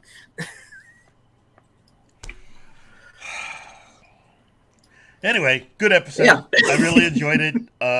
Star Trek, last episode, pretty good. Pretty damn good. But once again, I judge these episodes off of current Star Trek, too.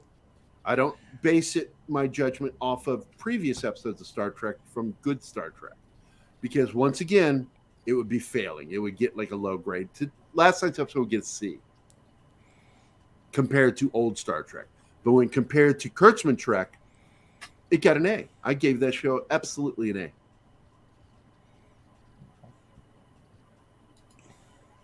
A. True. It is. It is. Although some of the best singers I've ever run into just casually were at karaoke night. Yeah. The girl that sang on my song, I forget the title of the song. I'm in pain. So she, I I met her at the Tipsy Turtle bar karaoke night. I went there with my buddy Mac, and holy crap, this girl could sing. But sadly, she only worked on one song. She flaked out and just disappeared. I mean, left. We don't know what happened to her.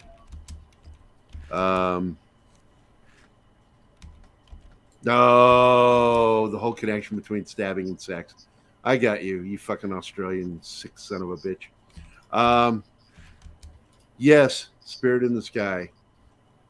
Great classic tune. Once again, a pop tune because it was very popular. Not written to be pop, but that's where you heard it mostly. It was on radios playing pop, the most recent pop songs. But it's also classic fucking rock. But anyway, I think we're done. Let's promote our channels. Let's go with Keith first. Hey Keith, what channel can we find you on? Well, you can find me basically here. Nobody cares. You're black. No, Keith is here. But he's also been appearing on other channels. Let's hear about some of those channels. Yeah, well, tomorrow I will be appearing with Script Doctor. And we're going to do an episode about... we're going to randomly take a lot of the DC properties that have not fully been talked about up to this point. That should be. That should be. Yep. And we're going to talk about King Faraday tomorrow morning on Script Doctor's channel. A character that they could easily go into production with right now and do some really exciting stuff with. Spy and defender of the United States and all life on Earth, and has a major connection with pretty much just every superhero in the DC universe. And also was the mentor of Amanda Waller. Oh. So that's fucking cool. It is. It's a great character, and you could do all kinds of James Bondian stuff and tie it all into almost every major group and character within the DC universe, without it being. That sounds Nick fantastic. Fury. By the way, put War Monkey's comment back up there. I'm about to shit on War Monkey. So, what makes you anti-racist? Because he's black? Oh, wait, that makes you racist. Logic. Yeah, Script Doctor's amazing. He's in between gigs right now, so he's going to be doing more streaming. I'm excited about that. I'm very excited about the show tomorrow. I think it'll be 8:00 Central Time when we do it. So in the morning. So that'll be the time that Steven is doing his show in the morning. And Steven, let's go talk about that. Possibly. Okay, I co-host the Saturday Serial on Matt Allen's channel, Bud Boy Productions. I stay tuned to my Twitter to see if we're going to go on this week or not, because we've been off for a bit now. I'm going to be hopefully rejoining the guys here tomorrow in the afternoon for a Saturday morning fun time. And I'm looking forward to the Blade Runner show, man. That's going to be epic. It's going to be huge. We got two of the cast to be on. Mm-hmm. Last minute, Joanna, because I've known Joanna for a long time, but she agreed to be on, as well as the lovely Sean Young, who'll be joining us. So it's going to be a great episode. We also have one of the art directors for the film Blade Runner, as well as the second assistant director of the film, Vicky. She'll be there, and David. So we got four major guests, and then of course we're going to be doing a huge reunion of the original Blade Zone crew who helped me build the original Blade Runner fan club online and worked with me through the 90s until I left in 2001. And some of them still run. Everybody directly involved with the heading of Blade Zone is named Gary. Gary Carden, Gary Willoughby, and Gary Cassell. I don't know how that fucking happened. And I refer to Gary Willoughby as the single oldest Blade Runner fan in the world. He's in his 70s now and still running it.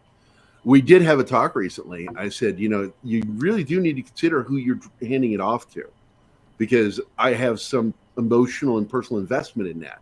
I want to make sure that it continues and that somebody cares that's going to be running it. I'm always going to be the founder. That is never going away, but I don't want to ever run it again. That was exhausting. But no, we're not going to talk about 2049. This is about the 40th anniversary of the 1982 film. That's all. Yeah, Sean's amazing. She's a sweetheart. It's so funny when she called yesterday and we talked, and I brought up the fact, I said, this is so weird. We haven't talked for 22 years. The last time we talked on the phone was in 2000. And we picked right up, and it was a very fun, friendly conversation talking about cooking, life, other things, and of course about Blade Runner. But also I told her that Keith and I did an episode about how she got fucked over by Hollywood, and the prime candidate who started the whole thing was Tim Burton. And I'm not going to say what she said because I promised her I wouldn't, but I told her about that. And she really kind of appreciated that there are people out there like us that still stand up for the underdogs out there that get shit on by Hollywood. So, but let's go to Fat Steven. Yes. Hello. And Fat Steven, Tell us about how you can actually get your numbers back up. Honestly, come by the channel, drop by the stream, say hi, just get the algorithm up. I pretty much show my I'm showing my numbers right now on Twitter. It's not normal. Trying to keep the channel not normal. Whatever's going on right now, all my thumbnails will pretty much just contain the one phrase "channel under attack," because whatever's going on, I am being suffocated the hell out. This is not like a shadow. I can't prove it. I'm going to drop you back down so we can talk about this. I can't prove it. But there is evidence something's going on, and that I believe someone within YouTube is intentionally shadow banning you. Because when you post a stream like your streams, you always have residual viewings after your live stream. You don't anymore. Yeah, I put the graph there. And that's impossible. I'm sharing the graph. And this is pretty much how all my 48 video hours comes out, look at those views, and then suddenly nothing. Zero, views, zero. And then go to nothing. Yeah. So this is going on. Even my analytics say that almost a grand or more people are coming back to my channel, yet the views aren't showing. Whatever's going on, it's been going on 3 months. I'm still going to do my gaming stuff. I'm going to start. It all started with the trucking thing up in Canada. Yeah. And you have now been targeted by someone or someone's political bias within YouTube who've got it out for you. Mm-hmm. And I guarantee you they are doing this. I can't prove it, but that's impossible for you to have gone that high, had that many views, and lose your residual views. 3 months. Yes. It's been going on 3 months. 6. Yeah. So now he's losing his revenue. I've already lost.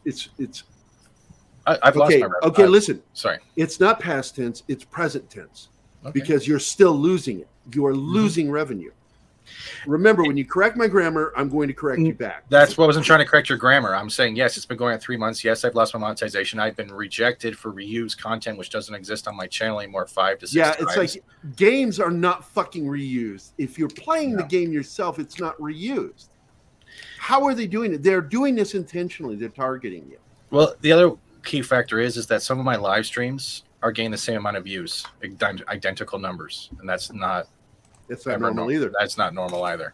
No. This isn't a wine fest. What is War Monkey? Wait, put that back up. I was reading it. Martin, pretty please. Thank you. There was some weird ass shit going on with his channel when he started streaming the Canadian convoy. I was watching and trying to figure it out while it was happening. Then, so many weird anomalies. Look, I believe he was being targeted even during that, but there was nothing he could really do until he stopped covering it. Mm-hmm. And now we're seeing the aftermath, and YouTube, the denials for you are clearly biased as well. You know, you're not reviewing or reposting videos. These are original videos that you did, and they're still declining. Clearly, somebody has a bias against you, and like I said before, we need someone like Elon Musk to step in and buy YouTube. It doesn't sound whiny at all. Informational. I like to know what's going on with the channels I support. Yeah, I agree with you, and I don't like what's happening to him. Who's doing that? Was that you, Martin? Who did that? No, it's not. Oh, Keith, you motherfucker. I'm like, I am not touching anything, and it's going insane on my screen. And I keep forgetting you're logged in. and I've also been checking with what Studio is showing me and what Social Blade is showing me, and they're not showing the same loss in subs that YouTube is showing me. So it is definitely someone doing it on purpose, because Social Blade isn't showing any loss of subs for days, but it keeps saying I'm losing 10, but that was days ago, and it's like, what is going on? That's cool. Mm-hmm. No, not, yeah, that's what's going on. You know, I'm starting to wonder if there isn't something going on with my channel, because whenever I put a video out, I usually get, not to toot my own horn, I usually get a 10 to 50 views. Yeah, please don't do that on camera. I tend to get 10 to 50 views within a couple of hours. I put out a video early this morning, which was a short review on Terror on the Prairie. 11 hours, 1 view. Yeah, that's YouTube. Yeah. That is odd. I have not seen it yet because I don't have the membership. I was kind of hoping that we wouldn't get stuck with a paywall on this. I would rather do a pay-per-view. But, oh well, it's behind a paywall. So, and I've already got all the memberships I'm paying for. Yep. And I do want to go back to that because I didn't finish my statement earlier. The way to punish Paramount for new Star Trek is when you subscribe to Paramount Plus, you do not add any of their new shows to your watch list and do not actually view those shows through their service. Even if you don't like it, if you view it, that's a plus for them. Yep. They count it. But if you don't watch any, you hurt the show. You are hate watching does not work for you. Yep. So don't watch through Paramount Plus.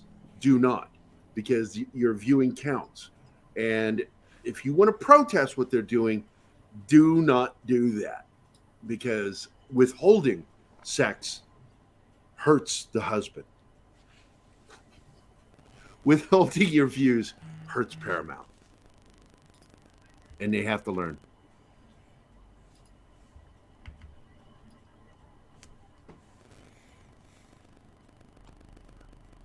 I do not. I have one, and the channel has one. Mine is for artwork, and the other one is for the channel. So, no, I don't have two. Keith is typing. It's important. You told him to Google things. Now he won't stop. So last night I was referring to West Coast versus East Coast porn as an analogy for classic Star Wars and Disney Star Wars. Keith had to go. I'm going to quickly... I do have a subscribe star. Can I share that? I'll put that in the private chat, but that's the only way we're going through it right now. It's right there. I'm with all execs from everyone, but no one seems to mind. So I miss you, Six. If you guys don't remember the difference in the classic West Coast, yes, it wasn't just gang banging and rap that had a problem. West Coast, East Coast versus West Coast porn also had a beef because West Coast was about getting your nut and not worrying about telling a story, whereas East Coast was about making porns with a story. and characters having a reason to do what they do in the porno. And you had some classic fucking porno films that followed that premise. But West Coast just wants to put out the quick wet and splash, get it done, following the same theme with everything. Everything follows the exact same, start to finish. Start with the oral, end with the money shot. That's how you do it. So I use that as a reference for how Disney is like that. They're all about, just get in there, get it made, follow our cookie cutter, and don't change anything. And doesn't matter if people like it. Doesn't have to be good. The people we want don't care about stories. We want people that don't care about stories or characters. So there you go. So sadly, Keith had to go. And we've hit our, we're at an hour and 52 minutes, and that's close enough. That's close enough. Yep, there you go. So Keith always finds it funny because I can always find a way to bring porn into any conversation. Using it for an analogy. Where my mind is. Anyway, so that's the episode. Steven, thanks a lot. Steven, thanks a lot. Martin, thanks a lot. Real Steven. Fat Steven. Mm-hmm. There you go. Good show. Look forward to tomorrow. I'm going to get some rest now. I'm beat. Wait a minute. What did he say?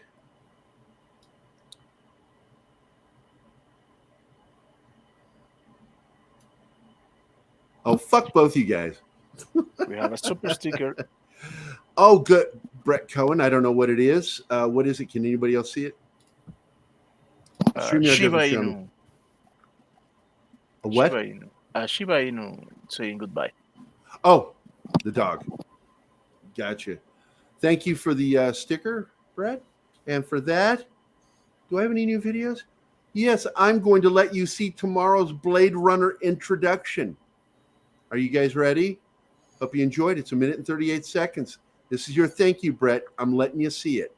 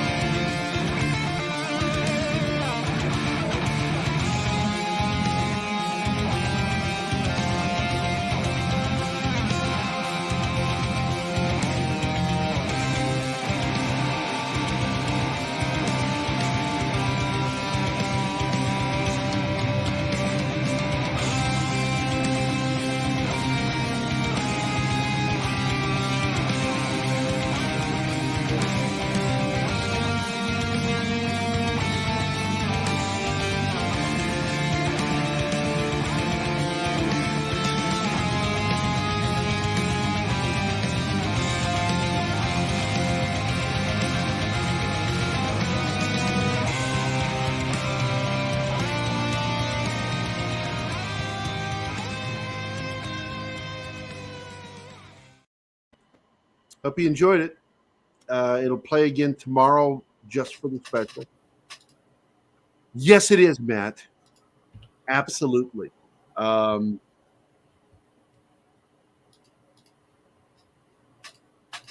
the fuck are you now? I'm lost. You went backward. Thank you, John. I'm doxing him again. John. Hope everybody's doing well. Despite my pain, I'm glad I'm here. Yeah, I know it's fucking weekend, man.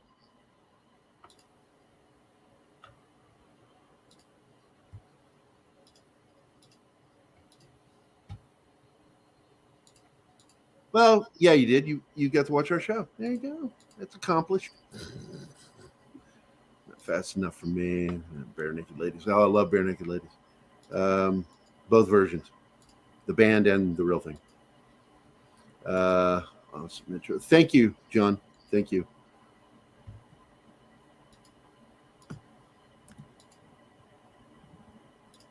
Oh, what's this? Oh, it's like Christmas. Oh, yeah. Fat Steven. I thought that was ours for some reason. Okay.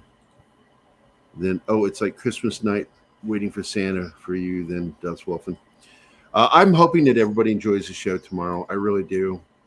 A lot of effort went into this, a lot of hard work and in planning. And, man, making a lot of connections. The sad thing, I know Rutger would have been a part of this. And it breaks my heart because he's been a friend of mine for 20 some years. And he always comes through whenever we ask, and not have him around anymore. Another friend is gone, Morgan Paul, who played Holden in Blade Runner. He would have definitely been a part of it. And he's got amazing kids. They're such good people. Brian James, on the other hand, I'm friends with the family, but I don't think he would have partaken in it if he was still alive. Like, internet, fuck that. Going to the bar, beat the shit out of somebody. True story. That's a true story about Brian James. He was shooting that movie Crime Wave and took out the entire bar at, I think it was a Holiday Inn that they were using for cast and crew to stay in, and he went to the bar and just from the back all the way to the front just beat the shit out of everybody. Brian James. Dead, but man, when he was alive, he was a mean, tough motherfucker. With a heart of gold, though, when he was sober. So, anyway, I'm looking forward to the Blade Runner show tomorrow. We're going to be talking about all fucked up shit with Doctor Who right now, why it's not worth your time. Don't bother. And also ask the question, you are on the right path, and then what the fuck happened? We got to find out. So, 6, you didn't have to. Thank you so much. Took a shit on the show. Thank you. She pulled an Amber Turd. Amber Turd. Oh, I'll have pants on, because I never know if I might have to stand up suddenly. Hey, thank you, 6. Oh, I got to play something for her, though. Dang it. What do I play?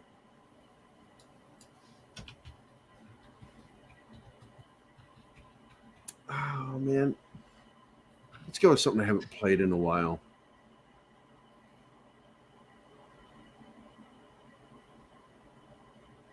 Oh, I haven't played this one in a while.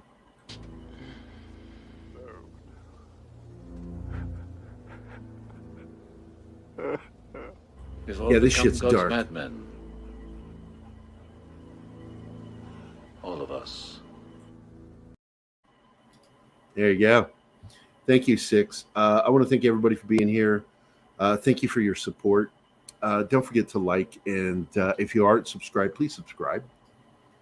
And even more importantly, please leave a comment down below. It helps with the algorithm. Plus, I absolutely read every comment, and I absolutely reply to every single comment. So if you got a question, statement, or whatever, man, go ahead. Go for it.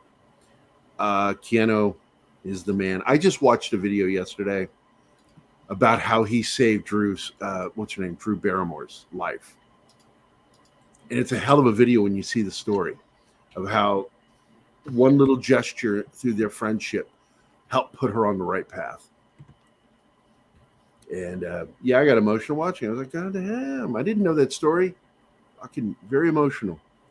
But I wanted everybody to have, yes, Stargate Gap, you nailed it. Have a great weekend. Everybody be safe. Have fun. Hope to see you guys tomorrow for our Saturday morning fun time, and then our Blade Runner special tomorrow night. I promise it will be worth your wait. And it's free. It's free. Well, mostly. Unless you, be a contributor. Then you're paying money for it. I wish I had real pain pills. You have your chat list. What's that? You have your chat list. Oh, I do. Thank you. Man, I'm so in pain. I forgot about the chat list. Aaron Ratliff, Brightest Day. Brett Cowan, mate. CJ Bat Spunk was here. I put Spunk in there instead of Punk. Bat Punk. Spunk.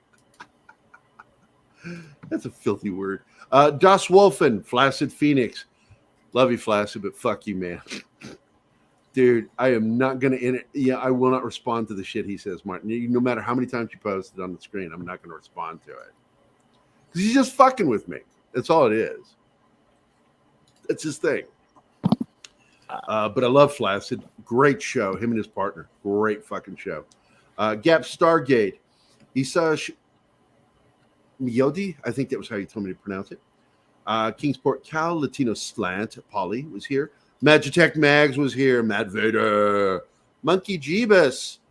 One of my two favorite monkeys. Pacific 414. Pat S. Penny J. Shanotsky. Got my eye on you, mate. 6, of course. Thank you. Skull Ship. Sox Bulletins. The lovely Sherry. The Peter Vickman fan site. War Monkey, my other favorite monkey.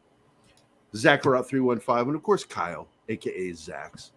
And I want to thank my panel for being here. Keith, Fat Steven Seagal, Deleted Scenes, and of course Martin, aka Axum Lightsaber.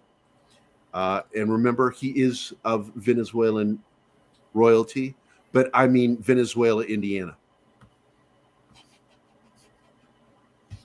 Nothing. AIs do not have nationalities. I love that fake accent, man. It's so beautiful. It's gorgeous. It's Antonio Banderas all over again. Nothing. Don't Just let that go. All right. We're going to end it here. I want to thank everybody for being here. I'm so grateful to all of you guys. And please do leave a comment down below. I love reading them, and I love responding to them. With that, man, that's the end of the show. See you guys tomorrow. 6. God damn you, toilet paper. Yeah, you need toilet paper for the shit you took on me. There you go. Thanks a lot, 6. You're awesome. And here's your video. Hey guys, thanks for watching Pop Culture Minefield.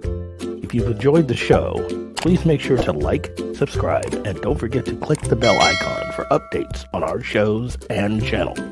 Also, please leave a comment, and we'd like to know what you thought of the episode, as well as letting us know if there's something you'd like us to cover in a future episode.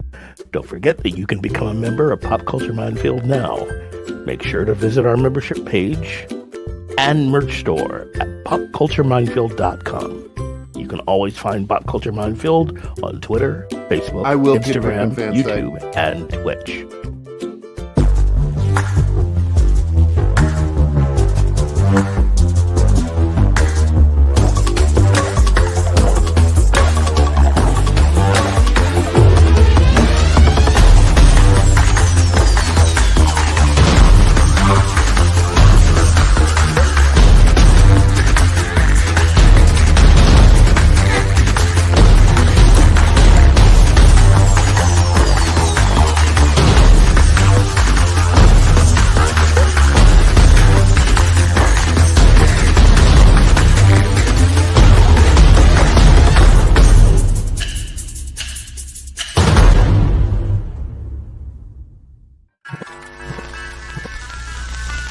Welcome